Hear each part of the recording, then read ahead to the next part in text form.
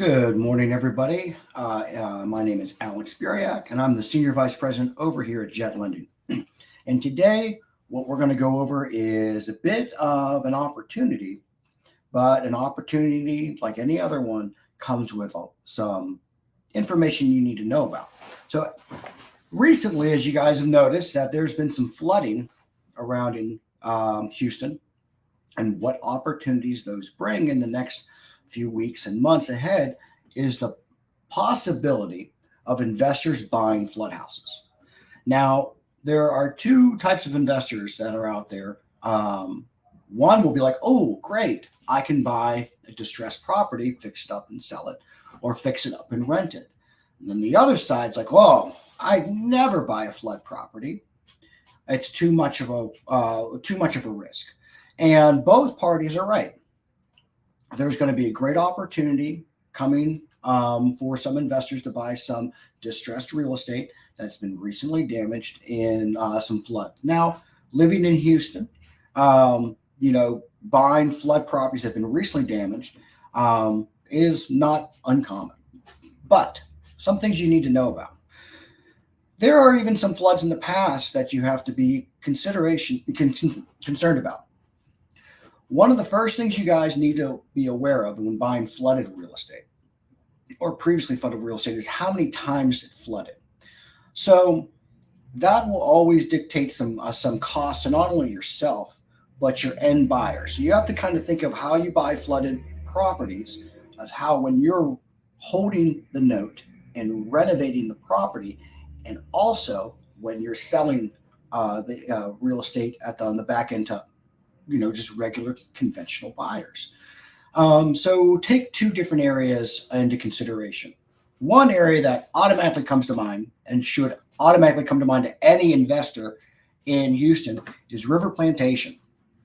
River Plantation is a notorious flood subdivision. There are areas and homes in that area that do not flood. However, most of them do. And even the ones that don't flood have the perception in the conventional market that it does or will flood.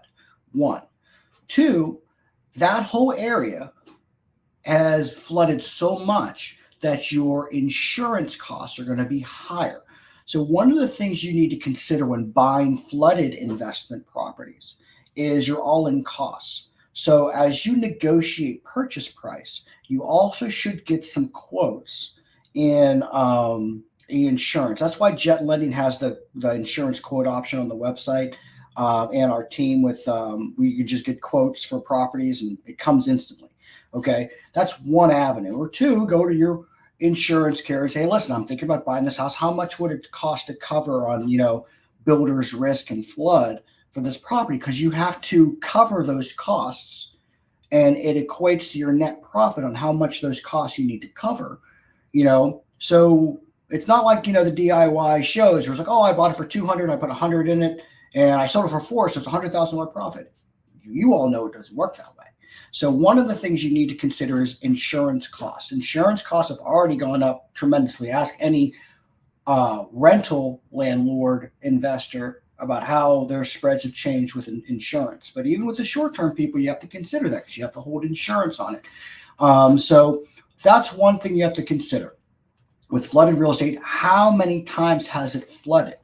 Okay, so you're looking for a history. That also presents you an argument when you're trying to buy things or real estate lower. And what do I always tell you guys when you're negotiating real estate? It's not who bids the highest. It's who solves the problem quickest. So remember, always find out, a little caveat to flooded real estate. Remember, always find out the problem of the real estate and solve that problem. That's how you bid on investment real estate. Okay. Another thing you need to consider is any recent flooding in the area. One of the biggest things that hit, if you guys were around when you had the Memorial Day floods, you had Harvey, you had like 3 big floods like in the Meyerland area. That area had a big stigma to it for a long time. Now that stigma has kind of gone away, but for a long time, the values of those properties severely decreased. So investors were buying real estate in that area with old values in mind. So like, oh, I could totally buy it for this, put this in it, and then make this much. No, you can't, because the new market has not stabilized itself past the flood. So you're always have more risk when it's a recent flood on what the consumer is going to value that as, because the market hasn't presented itself yet. So you're almost speculating. Okay, that I'm going to speculate that the prices are going to stay the same. I'm going to speculate it's going to go up. I'm going to speculate it's going to go down. Anytime when there's a recent flood, I always would speculate that the values will drop a bit. Okay, so don't pull comps from the last 6 months without giving it some sort of reduction, because in the consumer mind, no matter if the flood was reasonable or not, it still was recently flooded. So you have to project that these values are going to come down a bit. Okay. Irregardless of home values and inventory and things like that, you have to just equate for that there's going to be a stigma in that area, especially of a flooded house, and especially high valued flooded homes. If you have $1 million to spend, you have a lot of options. Okay. So if you are trying to renovate $1 million home and you have $1 million buyers, those $1 million buyers have much more option. So you need to be especially careful when you're buying flooded properties that are of high value, because your buying pool has more options for real estate. If you have somebody who's buying in the 150s or 200s, they have a lower options of buying real estate, and you have a little bit better way to move that quicker, especially in areas that rebound much faster. So those are a couple things you guys need to consider, because they're going to be coming out there. Everything about the San Jacinto River coming down, things like that, everything that's flooding, there are going to be some people that are like, cool, I'm out, I'm selling this, I'm out. And for the investors who solve their problem the best are going to be able to buy them the best. But you have to consider some holding costs, some construction, some insurance costs when you're negotiating these deals, because at the end of the day, you need to afford a profit so you guys can do 2, 3, 5, 10 more of these. Okay. So, Jet Lending, we're always here if you guys need financing this. We know how to evaluate. That's why people come to us, because we'll actually comp the area first. We've done over 4,000 loans. Our CEO, Eddie Gant, has done over 2,000 of his own properties outside of the 4,000 we've loaned on.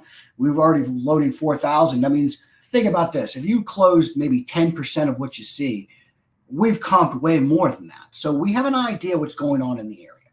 So give us an idea, like you shoot us an idea. Hey, I may be getting this property under contract. I may be getting finance. Send it over. We'll comp it, and we'll let you know, hey, this is the economic obsolescence, which means this is why it's worth less, or this is why it's worth more. This is what we're projecting. Would you like to move on to appraisal? And that's why people come to us, because of our expertise in the area. So we're hopefully this small education helped you. This is not all encompassing about flood properties. There are so much other things that you have to go into. Make sure you get your people out there and give you a good bid on what everything's going to cost with today's prices, and make sure you're buying it right, because remember, you can never change how much it costs to fix the property. You can never change how much it's going to sell for. There's only one variable you can change, and that's how much you bought it for. How much you bought it for is where your profit comes in. So buy them right, get with a good team like Jet Lending, so we can help you guys analyze this stuff and tell you what your projected risk is, and see if this is the right deal for you and your family, to increase your wealth and your financial freedom. I hope this helped today. If you have any questions, reach out to us on social media, the chats. You can text us, you can call us, whatever you like. And we will get you whatever you need, tell you an honest opinion of what it is. Doesn't mean we're right, doesn't mean we're wrong, but at least we'll give you our honest opinion about, this is what I think you guys need to be at to make a profit. And we hope we hear from you. We hope we can help you out, and we hope you stay safe out there, stay dry, and we'll talk to you later.